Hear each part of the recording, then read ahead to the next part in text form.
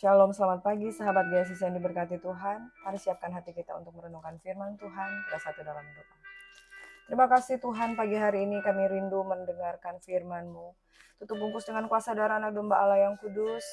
Dan kami berdoa agar hati kami dipenuhi dengan belas kasihan Tuhan. Sehingga kami dapat mengerti Tuhan kebenaran firman-Mu. Dalam nama Yesus kami berdoa mengucap syukur. Haleluya. Amin. Firman Tuhan yang terambil dari Markus 3 ayat 13 hingga ayat yang ke-19. Kemudian naiklah Yesus ke atas bukit. Ia memanggil orang-orang yang dikehendakinya dan mereka pun datang kepadanya. Ia menetapkan 12 orang untuk menyertai dia dan untuk diutusnya memberitakan Injil dan diberinya kuasa untuk mengusir setan. Ke-12 orang yang ditetapkannya itu ialah Simon yang disebut Petrus, Yakobus anak Zebedeus, dan Yohanes saudara Yakobus. Yang keduanya diberinya nama Boanerges yang berarti anak-anak guru. Selanjutnya Andreas, Filipus, Bartolomeus, Matius, Thomas, Yakobus anak Alfeus, Tadeus, Simon orang Selot, dan Yudas Iskariot yang mengkhianati dia.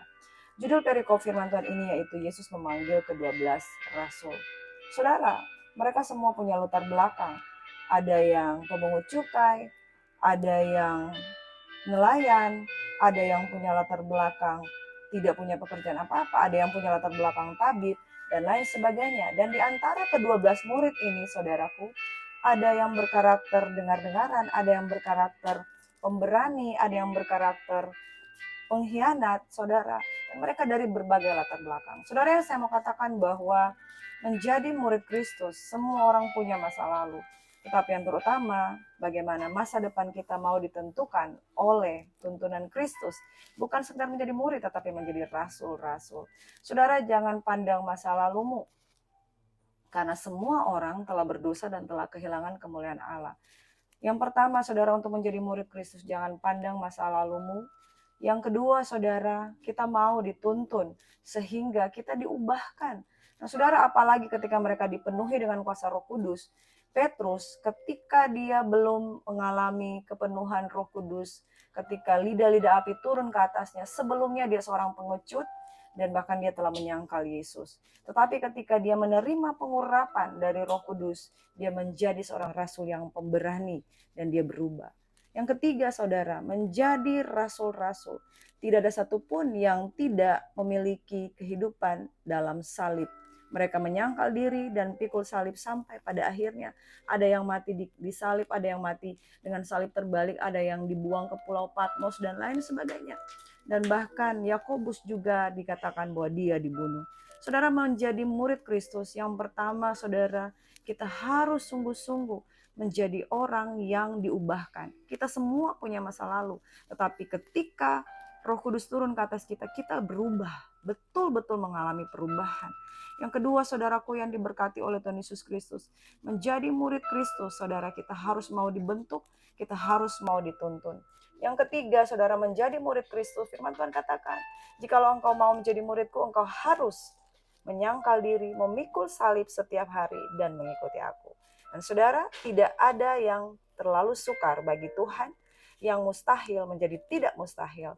Orang-orang biasa, tetapi ketika Yesus katakan tebarkan jala, maka Petrus menebarkan jala dan dia menangkap ekor-ekor ikan sebanyak 153 ekor ikan. Amin. Dia menangkap begitu banyak ekor ikan. Nah, saudaraku, dia menangkap begitu banyak ikan-ikan yang sebelumnya dia tidak dapatkan. Artinya, saudara, keberhasilan kita ditentukan kalau kita mendengar firman Tuhan. Keberhasilan kita ditentukan ketika kita mau dimuridkan. Keberhasilan murid-murid Tuhan ditentukan ketika mereka mengatakan ya terhadap panggilan Tuhan. Tuhan Yesus memberkati kita semua. Saudara, jangan pernah menolak panggilan Tuhan. Sebab ketika dia memanggil, dia pasti memperlengkapi. Tuhan Yesus memberkati kita. Mari berdoa. Bapa di surga, terima kasih untuk kebenaran firman-Mu ketika Engkau memanggil murid-murid Tuhan. Mereka semua punya masa lalu. Tapi firman-Ku katakan bahwa ya Engkau adalah ciptaan baru, yang lama sudah berlalu, sesungguhnya yang baru sudah datang. Dan ketika kita mau mengikuti Kristus, saudara, kita sungguh-sungguh melepaskan apa yang menjadi segala belenggu dan dosa, dan kita masuk di dalam pengalaman-pengalaman baru bersama dengan Tuhan. Dan saudara yang diberkati oleh Tuhan Yesus yang mengangkat tangan pada pagi hari ini Tuhan. Menjadi murid-murid kesayangan Tuhan. Sangkal diri, pikul salib setiap hari. Dan ketahuilah engkau akan diberkati sampai akhir zaman. Terima kasih Bapa di surga. Kekuatan penghiburan daripada Tuhan mengalir dalam kehidupan kami. Kami semua diberkati hanya dalam nama Yesus kami mengucap syukur. Haleluya. Amin.